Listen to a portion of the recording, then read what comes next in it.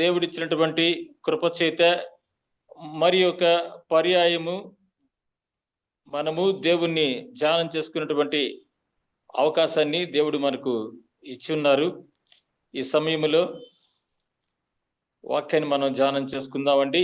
కూడి వచ్చినటువంటి మీ అందరికీ కూడాను హృదయపూర్వకంగా నేను వందనాలు చెల్లిస్తున్నాను.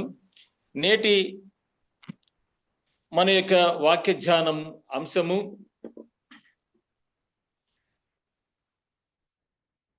ఓ పాదిరి నీ మాదిరి అనేటువంటి హెడ్డింగ్ పెట్టుకున్నాము. ఆ యొక్క పేరునకు తగినటువంటి విధంగా దేవాది దేవుడు ఎస్ స్వామి మనకు కావలసినటువంటి వాక్య జ్ఞానమును పరిజ్ఞానమును మనకు ప్రసాదించును గాక. నేటి యొక్క వాక్య ధ్యానాంశం యొక్క ఆ పేరు ఓ పాదిరి నీ మాదిరి అనేటువంటి అంశాన్ని మనం ధ్యానం చేసుకుందామండి. మొదటగా రోమీలకు రాసినటువంటి పత్రిక 2వ అధ్యాయము 17 నుంచి 24 వచనములను చదువుకుందామండి. మన మధ్య ఉన్నటువంటి మీరు ఎవరైనా రోమీలకు రాసినటువంటి పత్రిక 2వ అధ్యాయము 17 నుంచి 24 వచనాలు చదివితే బాగుంటుందండి. ఎవరైనా చదువుతారండి? సరే, నేను చదువుతాను, మీరు వాటిని పరిశీలించండి. రోమీలకు రాసినటువంటి పత్రిక అండి 2వ అధ్యాయము 17 నుంచి 24 వచనాలు. అమ్మా సహోదరి రమాదేవి చదవండి. రోమీలకు రాసినటువంటి పత్రిక 2వ అధ్యాయము 17వ వచనం నుండి 24 వచనాలమ్మా చదవండి. నీవు యూదుడువని పేరు పెట్టుకొని ధర్మశాస్త్రమును ఆశ్రయించి దేవుని యందు అతిశయించుచున్నావు కావా? ఆయన చిత్తమెరిగి ధర్మశాస్త్రమందు ఉపదేశము పొందిన వాడివై శ్రేష్టమైన వాటిని మెచ్చుకొనుచున్నావు కావా? జ్ఞాన సత్య స్వరూపమైన ధర్మశాస్త్రము గలవాడివై ఉండి నేను గ్రుడ్డివారికి త్రోవ చూపువాడును, చీకటిలో ఉండువారికి వెలుగును, బుద్ధిహీనులకు శిక్ష కూడా, బాలురకు ఉపాధ్యాయుడునై ఉన్నానని నీ అంతట నీవే ధైర్యము వహించుకొనుచున్నావు కావా? ఎదుటివానికి బోధించుచు నీవు నీకు నీవే బోధించుకొనవా? దొంగల వద్దని ప్రకటించుచు నీవు దొంగిలించేదవా? వ్యభిచరింపవద్దని చెప్పు నీవే వ్యభిచరించేదవా? విగ్రహములను అసహించుకొను నీవు గుళ్ళలోను దోచెదవా? ధర్మశాస్త్రమందు అతిశయించుచు నీవు ధర్మశాస్త్రము మీరుట వలన దేవుని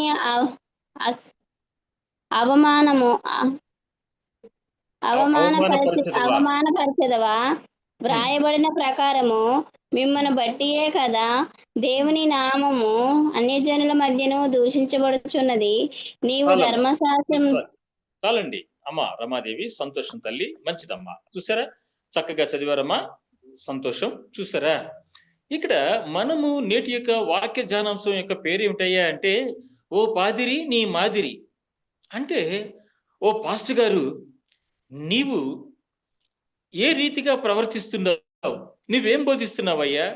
బోధించిన నీ బోధకు నీవే కట్టుపడకపోతే మరి నీ బోధ వింటున్నటువంటి వారు ఏ రీతిగా వారు ఆ యొక్క వాక్యాన్ని అనుసరించి జీవిస్తారు అని ఈ యొక్క ప్రశ్న ఈ యొక్క వాక్యాన్ని చదువుతున్నప్పుడు మనకు ఉత్పన్నం అవుతుంది.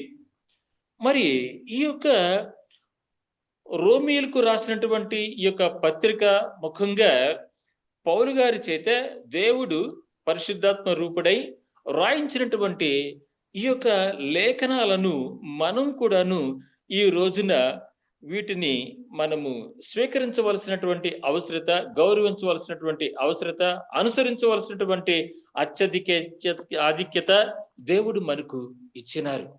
అయితే మరి మీరు సామాన్యంగా అనుకోవచ్చు, ఈ రీతిగా మీరు చెప్పుచున్నారు, పాస్టర్ ఇది కేవలము మీకోసమే కదా! మీరే కదా పాస్టరు అని మీరు ఆహ్, చెప్పవచ్చు. నిజమే. నేనే. నేనే పాస్టర్. నాకు కూడా ఈ యొక్క వాక్యము వర్తిస్తుంది. అంతే కాకుండానండి, మనము యూదుడు అని పేరు పెట్టుకుంటున్నాము. మరియు చీకటిలో ఉండే వారికి వెలుగును ఇస్తున్నామని చెప్పుకుంటున్నాము. బుద్ధిహీనులకు శిక్షకుడు అని చెప్పుకుంటున్నాము. బాలురకు ఉపాధ్యాయుడమని మనము మనంతట మనమే చెప్పుకొనుకుంటూ చెప్పుకుంటున్నాం.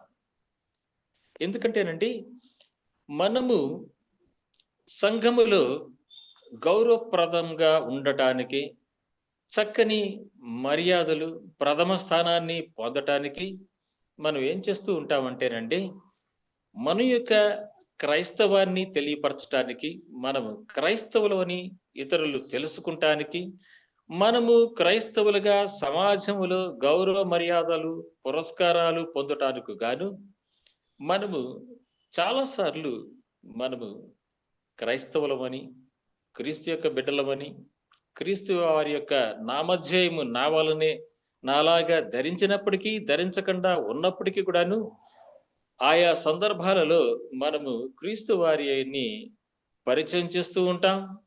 క్రీస్తు వారి యొక్క బిడ్డలమని మనము చెప్పుకుంటూ, మనము అక్కడక్కడ, అప్పుడప్పుడు ఆ విధంగా మనము మంచి సాక్షార్థంగా మనము జీవిస్తూ ఉంటాం. కొన్నిసార్లు మనం ఏదన్నా సాక్ష్య రూపంలో చెప్పినప్పుడు, మనం ఏం చేస్తామంటే, క్రీస్తు నా స్వకీయ రక్షకుడండి. వారు కృపచేత నేను జీవించబడ్డాను. ఆ యేసు స్వామి నన్ను దర్శించి స్వస్థపరచకపోతే ఈ రోజున నేను ఈ భూమి మీద ఉండేవాడిని కాదండి అని మనం ఎన్నో సార్లు చెబుతూ ఉంటాం. ఇది కూడానండి పరిచర్యే. దేవుని యొక్క ప్రశస్తమైనటువంటి నామమును, పరిశుద్ధ నామమును మనము ప్రచురించటమే. ఆయనకు మనము స్తుతులు, స్తోత్రములు చెల్లించటమే. కేవలము మాట మాటకి హల్లెలూయా, ప్రైజ్ ద లార్డ్ అని చెప్పటం మాత్రం కాదు గాని, ఈ విధంగా క్రీస్తు వారు మన యొక్క జీవిత కాలంలో వారు చేసినటువంటి మేలను ఇతరులకు చెప్పటం కూడాను అదే నిజమైనటువంటి సువార్త. అదే నిజమైనటువంటి క్రైస్తవ సాక్షార్థమైనటువంటి సేవా పరిచర్య. ఆ విధంగా మనము ఇతరులకు దేవుని యొక్క వాక్యాన్ని, మహిమను, ఆయన యొక్క కృపను, ఆయన యొక్క రక్షణను మనము ఇతరులకు పరిచయం చేస్తూనే ఉంటున్నాం. అయితే కొన్నిసార్లు మనం ఏం చేస్తూ ఉంటామంటేనండి, ఇతరులకు మాత్రమే చెబుతూ ఉంటాం.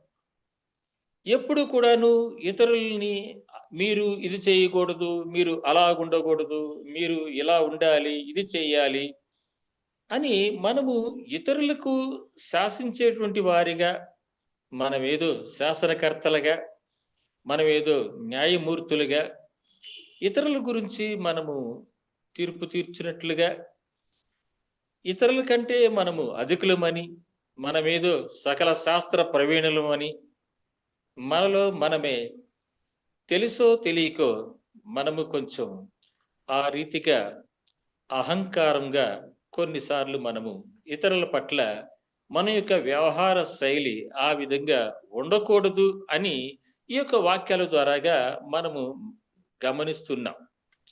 అందుకనే ఎదుటివానికి బోధించు నీవు నీకు నీవే బోధించుకొనవా. ఎంతటి అర్థం ఉన్నదండి ఇక్కడ. మంచి సింహాసనం మీద ఆసీనుడైనటువంటి దావీదురాజు, ఆయన శరీరాశకు, నేత్రాశకు ఒకేసారి గురి చెందటం చేత ఆ యొక్క వసంతకాలమున ఆ బత్షేబ విషయంలో ఆయన తలంచినటువంటి తలంపు, ఆయన చేసినటువంటి ఆ యొక్క దుష్ట ప్రవర్తన వలన కలిగినటువంటి అతని యొక్క మంచి పవిత్రమైనటువంటి జీవితానికి కళంకం కలిగింది. ఆ సమయమందు దేవుడు ఆ యొక్క నాతాను ప్రవర్తన పంపించి, నీవు సింహాసీనుడవై రాజుగా, న్యాయకర్తగా, మంచి పరిపాలనా దక్షుడుగా నీవు సుఖప్రదమైనటువంటి మంచి రాజ్యాధికారముతో జీవించుచున్నటువంటి నీవు ఈ రీతిగా చేసినావు అని మరి ఆ నాతాను ప్రవర్త చేత దేవుడు దావీదు గారికి హితోపదేశము పంపించి, రాజా, నీవు ఈ విధముగా నేను చెప్పినట్లుగా ఆ యొక్క పేదవాని యొక్క గొర్రెను అపహరించినట్లుగానే నీవు పొరుగువాని భార్యను చేజిక్కించుకున్నావు. నీ పాపము దేవుడికి తెలియదనుకుంటున్నావా? నువ్వు చేసింది పాపం కాదనుకుంటున్నావా అని ఆ నాతాను ప్రవర్త చేత దేవుడు ఆ యొక్క దావీదు గారిని దండించినప్పుడు, ఆయనకు హితోపదేశం గావించినప్పుడు పశ్చాత్తప్తుడై ఆయన, అవును, ఇప్పటిదాకా నేను అనేకులకు వెలుగుగా ఉన్నాను, బుద్ధిహీనులకు శిక్షకుడుగా ఉన్నాను, చీకటిలో ఉన్నటువంటి వారికి వెలుగుగా ఉన్నాను, గుడ్డి వారికి త్రోవ చూపేటువంటి వాడిగా ఉన్నాను, ఎందరికో నేను ఉపాధ్యాయుడిగా ఉండి ఉన్నాను అని నాకు దేవుడు నా యొక్క శక్తి సామర్థ్యములను, నా యొక్క తెలివి జ్ఞానమును ప్రశంసించి, దేవుడు నాకు ఈ రీతిగా ఇంతటి రాజ్యాధికారిగా నన్ను దేవుడు చేసి ఉన్నాడు అని తనను తాను హెచ్చించుకున్నటువంటి సందర్భాలలో తాను ఎవరి చేత ఈ యొక్క తారాస్థాయికి చేరుకున్నాడో, అగ్రగామిగా నిలిచి ఉన్నాడో, ఇంతటి రాజ్యాధికారాన్ని, పరాక్రమాన్ని, మంది మార్బలాన్ని, అంతఃపురములను, మరి రాజ విలాసములను పొందాడో, అతను ఏ యొక్క అధమ స్థాయిలో నుంచి మరి పశువులను మేపుకున్నటువంటి కుర్రాడిగా ఉన్నటువంటి దగ్గర నుంచి దేవుడు తన పట్ల తన యొక్క ప్రణాళికను ఏ రీతిగా కనబరిచి ఉన్నారో, ఎంతగా ఆ యొక్క దావీదును దేవుడు ఆశీర్వదించి హెచ్చించి ఉన్నాడో, అవన్నీ కూడాను ఒక్కసారి ఆయన జప్తికి తెచ్చుకొని పశ్చాత్తప్తుడై దేవునికి ప్రార్థన చేసినట్లుగా, తన్ను తాను తగ్గించుకున్నట్లుగా, దేవా, నీ సన్నిధిలో నుండి నన్ను నీవు త్రోసివేయకుము అని ఆయన పశ్చాత్తాపపడి మరలా దేవుని యొక్క కృపకు ఆయన పాత్రుడైనట్లుగాను, మంచి తన యొక్క వంశానికి ఒక మంచి పేరు ప్రఖ్యాతులను, కీర్తి ప్రతిష్టలను దేవుడు ప్రసాదించే విధంగా దావీదు వంశమందు దీనుడై సృష్టికర్త అయినటువంటి యేసు స్వామి మనిషి కుమారుడిగా జన్మించేటువంటి ఆ యొక్క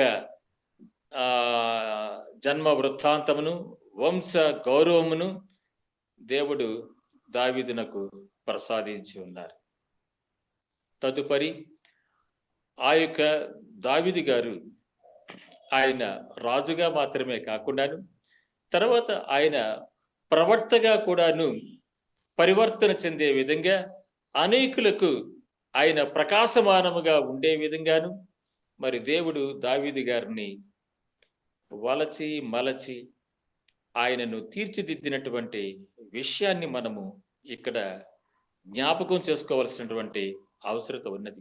అవును, ఆ యొక్క దావీదు వలె మనం కూడాను దేవుడిచ్చినటువంటి 10 ఆజ్ఞల విషయంలో కొన్ని సార్లు మనము ఆదమరిచో, అశ్రద్ధాభావంతో, లేకపోతే అపవాది యొక్క ప్రభావం చేత మనము ఆ దేవుని యొక్క వెలుగులోంచి, ఆ దేవుని యొక్క కృపలోంచి మనము కొన్నిసార్లు మనము దిగజారిపోతున్నటువంటి సందర్భాలలో సైతము అలనాడు నాతాను ప్రవర్తన దేవుడు ఏ రీతిగా అయితే పంపించి జ్ఞానోదయాన్ని కలిగించారో, అదే విధంగా ఈ యొక్క 40 మంది ప్రవక్తల చేత పరిశుద్ధాత్మ యొక్క ప్రోక్షణం చేత రాసినటువంటి ఈ యొక్క పరిశుద్ధ గ్రంథ వాక్యములు మనల్ని ఎప్పుడు కూడాను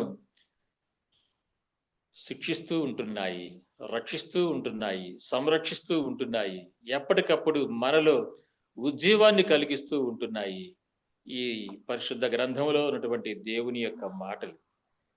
కావున మనము ఇతరులకి మంచి చెడులను ఏ రీతిగా అయితే మనము వివరిస్తున్నామో, వారి పట్ల మనము మన యొక్క పెద్దరికాన్ని, పెత్తనాన్ని, దేవుడిచ్చినటువంటి అధికారాన్ని మనము ఏ రీతిగా అయితే ఉపయోగిస్తున్నామో, అదే విధంగా మనం కూడాను మన యొక్క జీవితంలో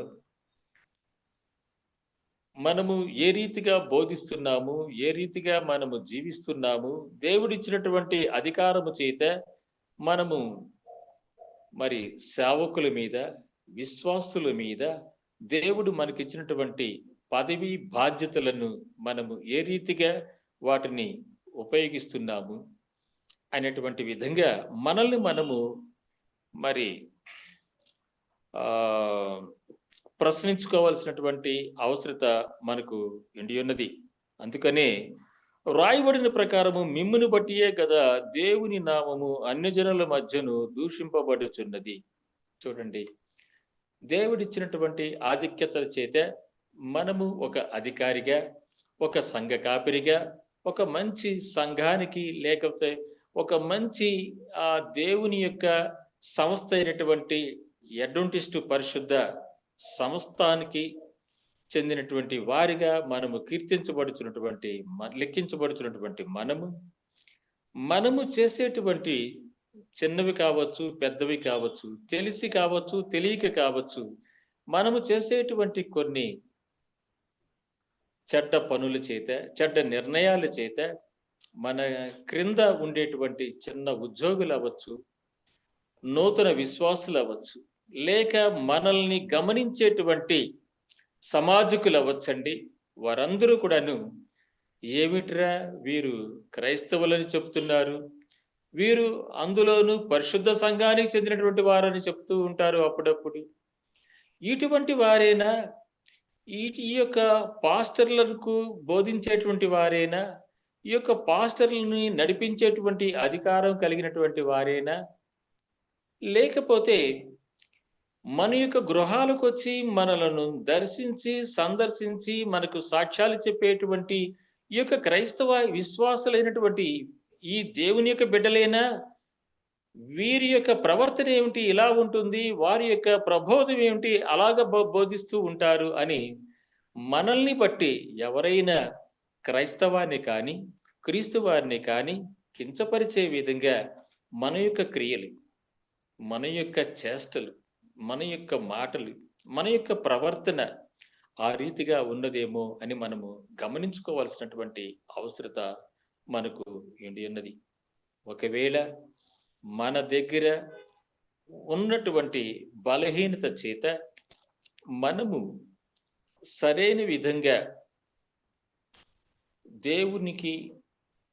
దేవుని యొక్క పరిశుద్ధ నామానికి తగిన విధంగా మనము సాక్ష్యాన్ని ఇవ్వలేకపోతున్నటువంటి సందర్భంలోనూ, లేకపోతే మనము చేయాల్సినటువంటి పరిచర్యలో సరిగ్గా మనము చేయలేకపోతున్నప్పుడు, లేకపోతే యెహలోక ఆశలు మనలను వెంటాడి, మనలను లోకాశల చేత మనల్ని బంధించేటువంటి తరుణములో మనము చేయవలసినటువంటిది ఏమిటయ్యా అంటే, దేవునికి మొరపెట్టుకొని మనము దావీదు వలె పశ్చాత్తాపతులమై, మనకంటే యోగ్యులైనటువంటి వారు, మనకంటే చిన్నవారైనా, మనకంటే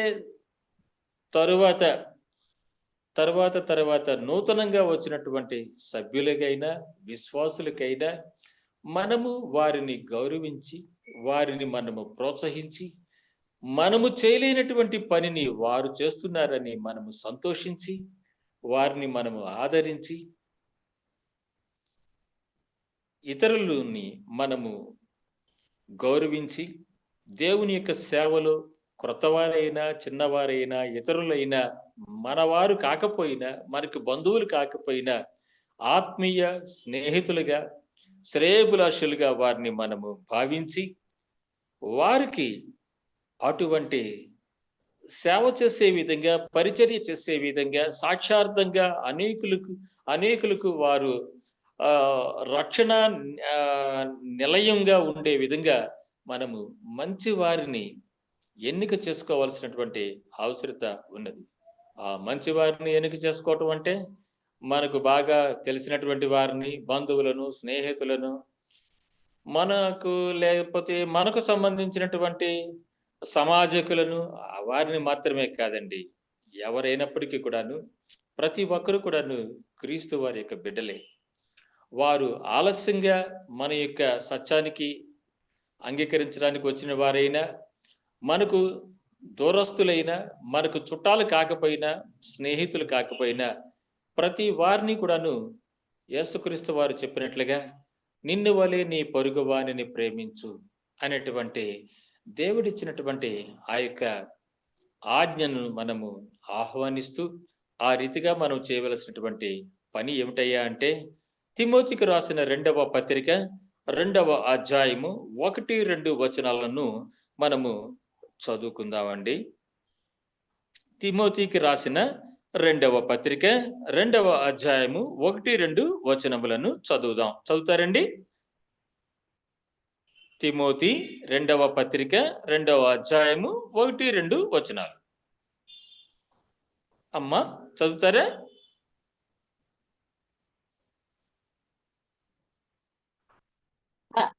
ఎంతండి?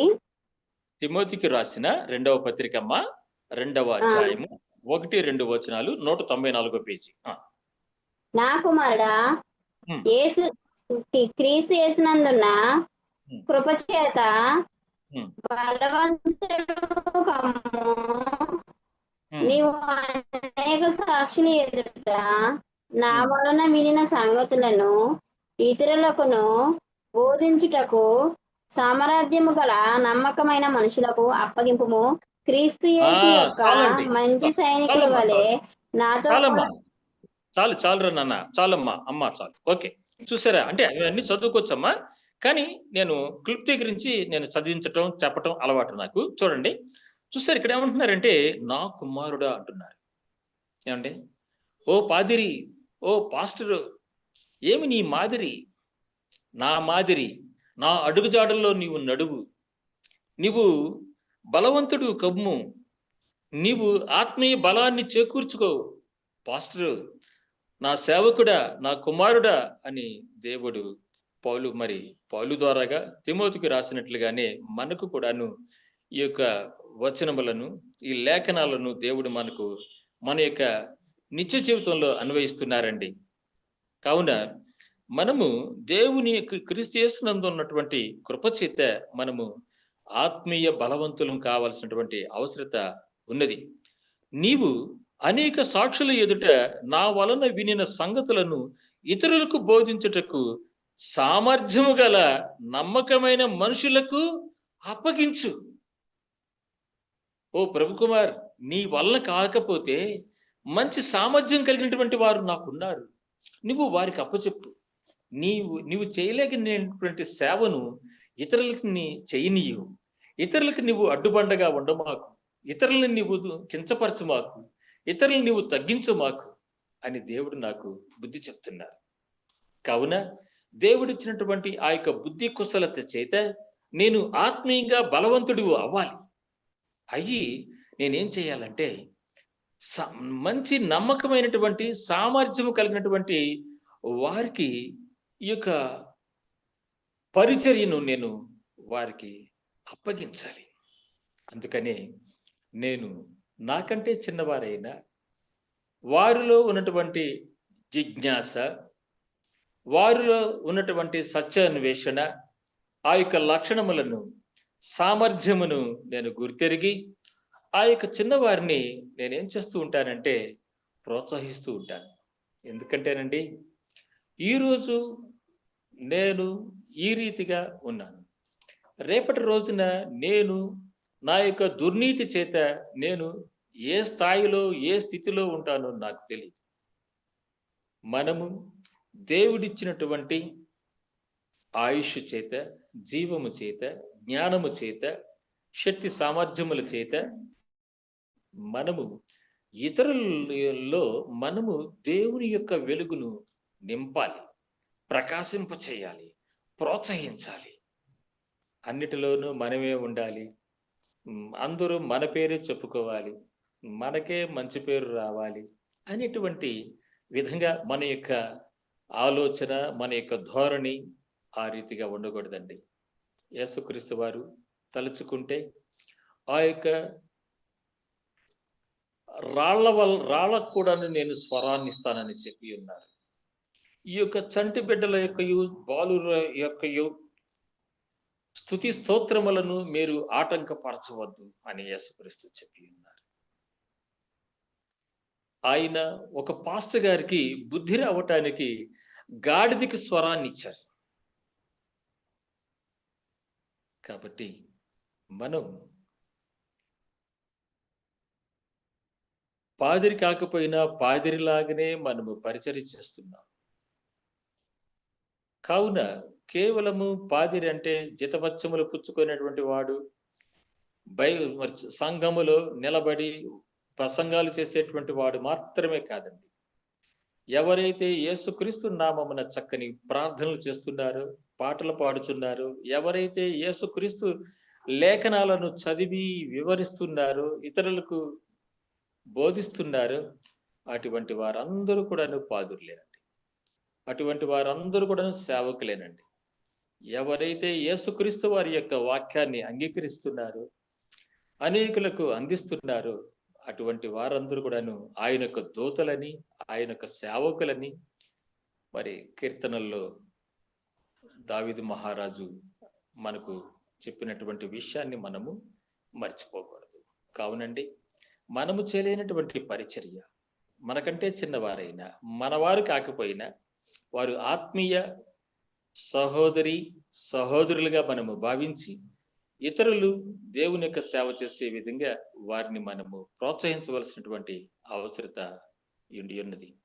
అంతేకాకుండాను యోహాను సువార్త 3వ అధ్యాయం 10వ వచనంలో కూడాను క్రీస్తు వారు నికోదేముని గురించి ఆయన ప్రశ్నించారు. నీవు ఇశ్రాయేలీయులకు బోధకుడివై ఉండి ఈ విషయాలు నీకు తెలియదా అని ఆయన క్రీస్తు వారు నికోదేముని సూటిగా ముఖాముఖిగా ప్రశ్నించారు. మరి మనల్ని ఇంతకాలం నుండి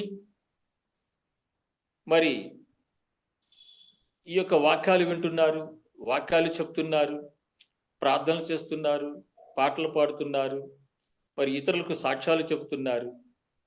మీరు ఇంకా కొన్ని వాక్యాలను ఎందుకు తెలుసుకోకుండా మీరు ఉంటున్నారు అని దేవుడు మనల్ని ప్రశ్నిస్తారు.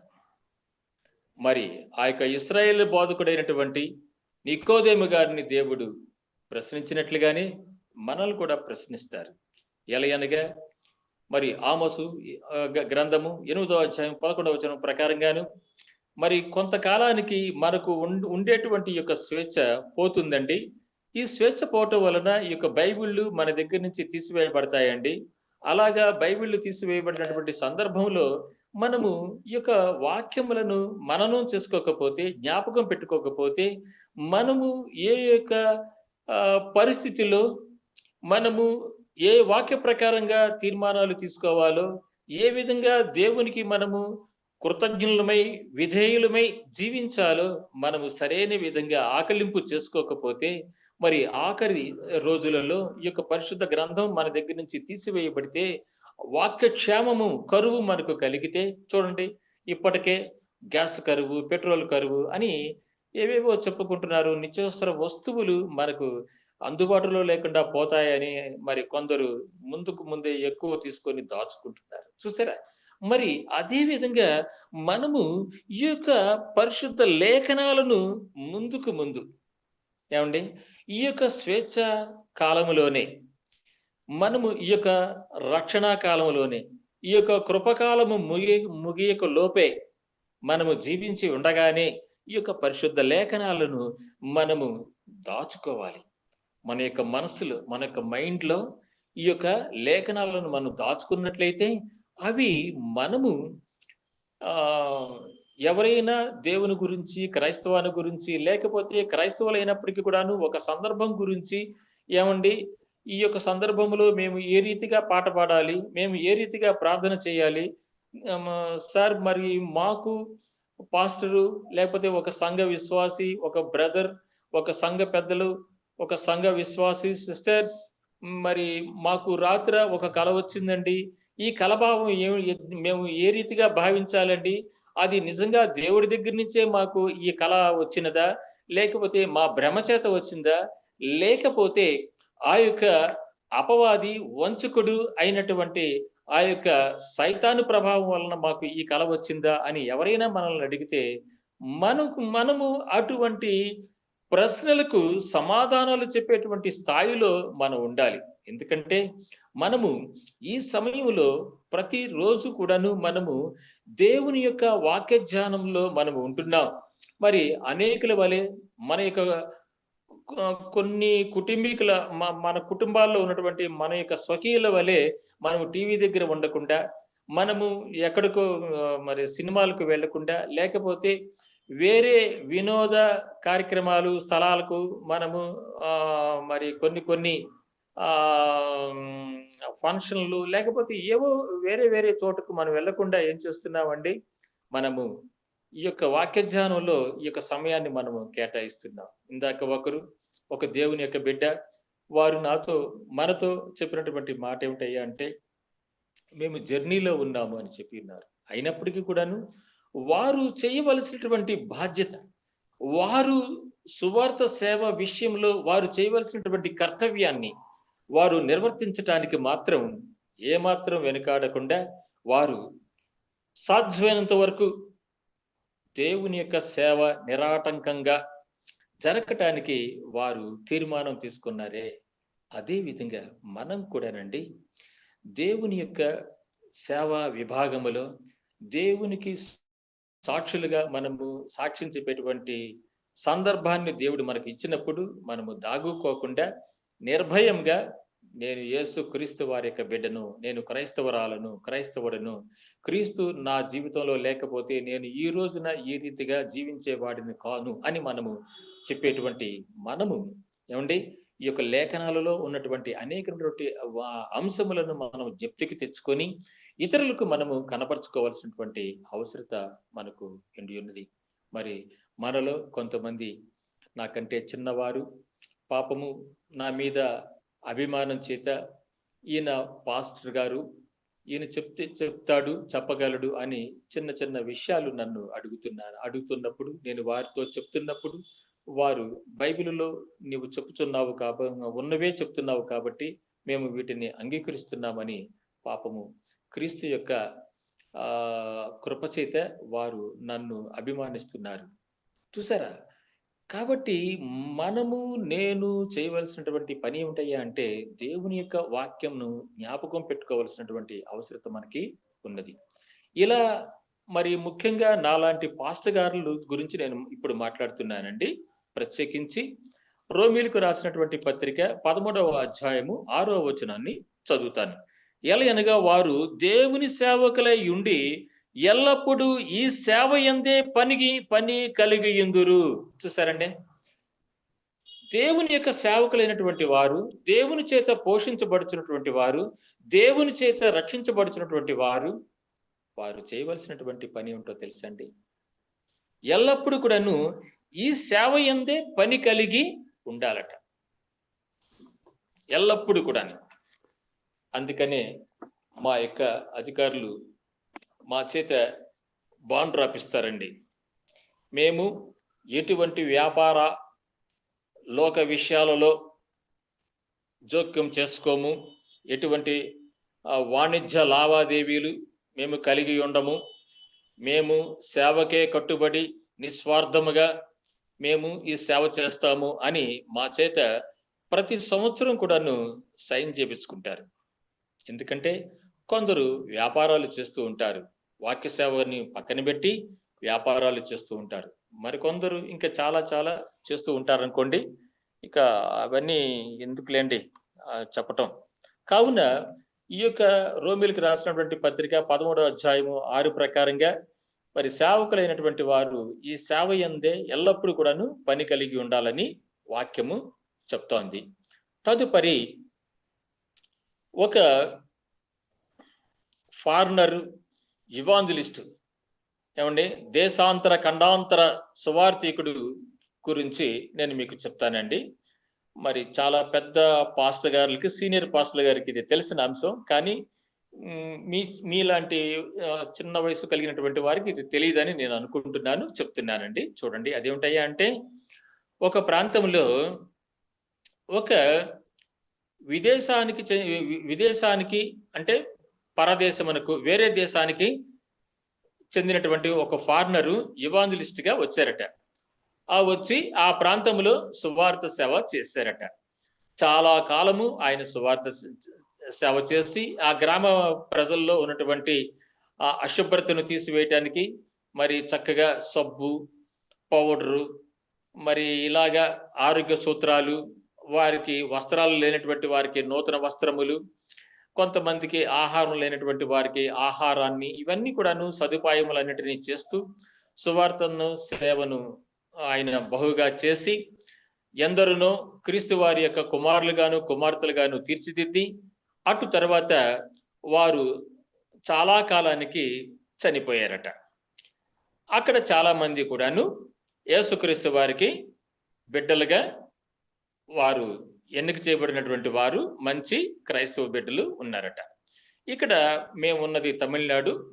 మా ఓసూరికి దగ్గరలో ఒక 15 కిలోమీటర్లో ఒక ఊరు ఉన్నదండి. అది క్రీస్తుపాలెం అంటారు. అంటే క్రీస్తుపాలెం అంటే అది ఆ ఊరి పేరు. ఆ ఊరిని నేను చూసినప్పుడు చాలా సంతోషపడ్డాను. ఈ తమిళనాడులో ఈ రీతిగా ఆ యొక్క క్రీస్తువారి పాలెం అని పేరు కలిగినటువంటి గ్రామాన్ని చూసినప్పుడు, విన్నప్పుడు నాకు చాలా సంతోషము వేసింది. అయితే ఇక్కడ నేను చెప్పినటువంటి వాస్తవమైనటువంటి అంశంలో ఆ గ్రామంలో ఆ రీతిగా మంచి సువార్థికుడిగా సేవ చేసినటువంటి ఆ యొక్క ఫారినర్ గారు, ఆ యొక్క ఇవాంజలిస్టు వారు కొంతకాలానికి చనిపోయారని చెప్పాను కదండి. ఆ చనిపోయినటువంటి వారిని ఆ యొక్క విశ్వాసులు ఆయనను అక్కడ మరి సమాధి చేశారట. వారి సమాధి అక్కడే ఉన్నదట. అయితే మరికొంతకాలానికి ఇంకొక విదేశీ సువార్థికుడు అక్కడికి ఆ గ్రామానికి చేరుకొని, మీకు యేసుక్రీస్తు అంటే తెలుసా అని అడిగాడంట. అడిగితే ఆ ప్రజలు, ఓ మాకెందుకు తెలీదు, యేసుక్రీస్తు మాకు తెలుసు అన్నారు. తెలుసు అంటే ఒకవేళ సువార్తల వలన బైబిల్ చదివి తెలుసుకున్నారేమో అని ఆయన ఆ కొత్తగా వచ్చినటువంటి ఇవాంజలిస్టు, ఆ పాస్టర్ గారు అనుకున్నారట. అనుకున్నాక, ఓ తెలుసా, మీకు ఎలా తెలుసు అన్నారట. ఎలా తెలుసు అంటావేంటయ్యా, ఆ యేసుక్రీస్తు మా ఊరు వచ్చాడని. అదేంటి ఏడ ఊరు రావటం ఏంట్రా అనుకున్నాడట. అనుకొని, అదేంటి మీ ఊరు రావటం ఏంటంటే, అయ్యో మా ఊరు వచ్చాడయ్యా, ఆయన మంచి మేళ్ళు మాకు చేశాడయ్యా, ఆయన వాక్యం మాకు బాగా నచ్చిందయ్యా, ఆయన ప్రార్థన చేస్తే మాకు స్వస్థత కలిగిందయ్యా, ఆయన మహానుభావుడయ్యా, ఆ యేసుస్వామిని మేము మర్చిపోలేమయ్యా, ఆయన చనిపోయాడు అయినా మేము ఆయన్ని మర్చిపోవట్లేదు, ఆయన మాట చొప్పునే మేము చక్కగా ప్రార్థన చేస్తున్నాం, మరి ఆయన్నే మేము ఆరాధన చేసుకుంటున్నాము, యేసుస్వామిని ఆరాధన చేస్తున్నాము, యేసుక్రీస్తు మాకు తెలుసు, ఆయన చనిపోతే ఆయన్ని మేము సమాధి చేశాము, ఇదిగో ఆ తోటలో ఆయన సమాధి ఉందన్నారంట. అమ్మయ్యా, ఏమిట్రా, నేను అనుకున్న యేసుక్రీస్తు కాదు, బైబిల్లో ఉన్నటువంటి యేసుక్రీస్తు కాదు వీరు చెప్పేటువంటి మాటలు అని వారితో పాటుగా వెళ్ళి ఆ సమాధి దగ్గరికి వెళ్ళి చూసినప్పుడు అక్కడ ఆ సమాధి మీద ఆయన యొక్క పేరు, ఆయన యొక్క దేశము అవన్నీ చూసినప్పుడు ఆయనకు అర్థమైందంట, ఓహో ఈయన చేసిన సేవను బట్టి ఈ యొక్క ప్రజలు ఆయనే యేసుక్రీస్తు అని అనుకుంటున్నారు అని అర్థం చేసుకొని అప్పుడు వారితో మాట్లాడగా అసలు విషయాన్ని ఆయన సంపూర్తిగా అర్థం చేసుకొని ఆయన ఆలోచన చేసి తనని తాను మరలా ఇంకా దేవునికి సంపూర్తిగా మరొక్కసారి సమర్పించుకున్నాడట. ఎలాగంటే, ప్రభువా, యేసయ్య, నీ సేవకుడు నిన్ను పోలి నీ మాటలు చెప్పటం కాదు, నిన్ను పోలి ఈ యొక్క ప్రజల పట్ల మరి ఆయన ఎంతో సాత్వికముతో మరి మీకు వారసుడిగా మీ యొక్క అడుగుజాడల్లో ఆయన సత్ప్రవర్తన కలిగి మిమ్మలను ధరించుకొని మనసా వాచ ఆయన మిమ్మలను ధరించుకొని అనుసరించి స్మరించి స్మరణకు తెచ్చే విధంగా ఈ యొక్క ప్రజల చేత ఆయన అటువంటి మన్ననలు పొందాడు. మీకు మాదిరిగా జీవించి క్రీస్తు వారు అయినటువంటి మిమ్మలను తనలో చూపించగలిగాడు. అంతటి సత్ప్రవర్తన, నీతి ప్రవర్తన కలిగినటువంటి ఆ యొక్క ఎవాంజలిస్టు, ఆ ఫార్నర్ లాగానే నేను కూడాను వీరికి ఆ రీతిగా మంచి సువార్త సేవను మీ యొక్క అడుగు జాడలలో వారిని ఇంకాను కొనసాగింపచేసే విధంగా, నడిపించే విధంగా నా యొక్క పరిచర్యను మీరు ఆశీర్వదించండి, నన్ను ఇక్కడ మీరు స్థిరపరచండి, బలపరచండి అని ఆ యొక్క ఇవాంజలిస్ట్, నూతనంగా వచ్చినటువంటి ఇవాంజలిస్ట్ గారు వారికి సేవా పరిచర్యను చేయటము మరలా తిరిగి ఆయన ప్రారంభించినట్లుగా మనము చూస్తున్నాం. కాబట్టి ప్రతి ఒక్క విశ్వాసి మరి కావాలి సువార్త సాహసి. ఏ విధముగానైనను మరి కొందరికైనా కానీ రోషము పుట్టించి వారిని నేను రక్షణ మార్గంలోనికి తీసుకొని రావాలని పౌలు గారు రోమీయులకు రాసినటువంటి పత్రిక 11వ అధ్యాయం 13-14 వచనాల్లో ఏ రీతిగా ఆయన చెప్పి ఉన్నారో అదే విధంగా మనం కూడాను మరి మన యొక్క రక్త సంబంధికులకు, మన యొక్క బంధువులకు, చుట్టాలకు మాత్రమే కాకుండా మన యొక్క మాటను గౌరవించేవారు, మనకు పరిచయస్తులు, మనతో మంచిగా ఉండేటువంటి వారిని, మనలను ఒకవేళ చేర్చుకుంటానికి ఇష్టపడకుండా ఉన్నటువంటి వారి సైతం కూడాను మనము ప్రభు యొక్క కృపచేత కృషి చేసి వారికి సైతము సువార్తను అందించే విధంగా మన యొక్క క్రైస్తవ జీవితము అనేకులకు మార్గదర్శకంగా ఉండాలి. అందుకనే ఓ పాదిరి నీ మాదిరి, ఓ క్రైస్తవ సోదరి సోదరుడా, మన యొక్క ప్రవర్తన, మన యొక్క మాదిరి ఏ మాదిరిగా ఉన్నది, ఎందరకు అది పూల పందిరిగా ఉన్నది, ఎందరకు సువార్త ప్రకాశమును అందించేటువంటి విధంగా అది అనేకులకు పల్లకీలాగా ఉపయోగపడుచున్నదా అని మనము ఎంతైనా ప్రశ్నించుకొని, పరిశీలన చేసుకొని, సమర్పించుకొని జీవించవలసినటువంటి అవసరత ఉన్నది. అందుకనే ఓ పాదిరి నీ మాదిరి రాదారిగా ఉందా, లేకపోతే మన యొక్క నడవడిక ఎడారిలాగా ఉన్నదా అని మనల్ని మనము ప్రశ్నించుకొని దేవునికి సాక్షార్థంగా క్రీస్తు వారిని మనము అనేకులకు పరిచయం చేసే విధంగా, అనేకులు క్రీస్తు వారిని స్వకీయ రక్షకుడుగా అంగీకరించే విధంగా మన యొక్క పరిచర్య ఎల్లప్పుడూ కూడాను దేదీప్యమానముగా అనేకులకు రక్షణ దుర్గముగా ప్రకాశించునుగాక. ఆమేన్.